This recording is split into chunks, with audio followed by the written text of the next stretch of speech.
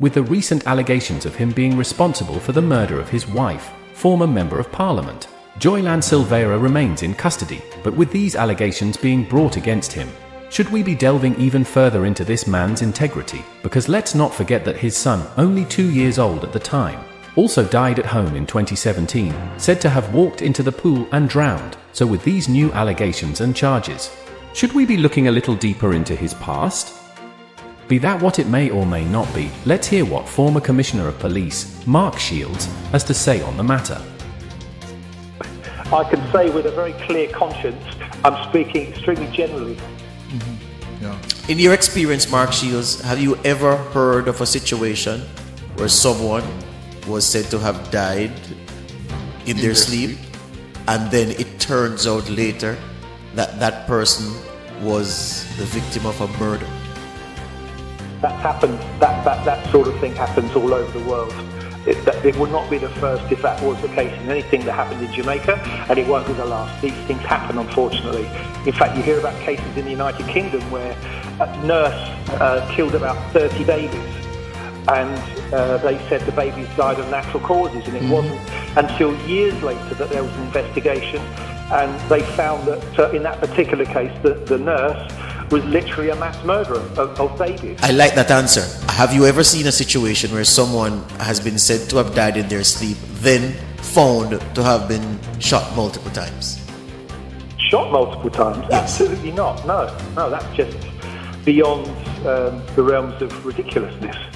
For gunshot wounds, it's very, very clear that there would be entry and exit wounds, or entry wounds at least, probably exit wounds, depending on the caliber of the bullet concerned.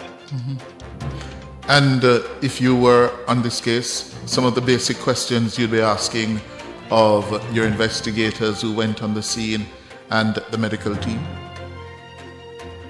We're talking again in general terms? Yes, in general terms, yes. Can you repeat that question just so I understand? You are the senior investigator. You are in the shoes of the lead investigator. This happened 6 weeks ago. Now you're learning that this was indeed, through a post-mortem, a woman who was murdered. Yes, 3 bullets to the body. What would you be asking of your team? Well, I'd be asking questions of myself, because if I'm the senior investigating officer, or even a more senior officer, I would have been asking some very basic questions long before that. It wouldn't be 6 weeks later, because all of the questions I would be asking would be on the morning of arriving at work, speaking to the officers at the scene, going through every single part of my checklist to ensure that such a catastrophic error, if it had occurred, could not occur on my watch. That's it? Any other question? Nope. No?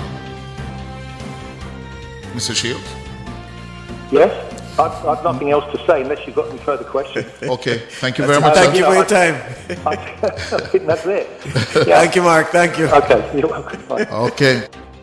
And with that said, let's ask the relevant questions. What did the police report say regarding his son? And what did the autopsy say, if one was even done?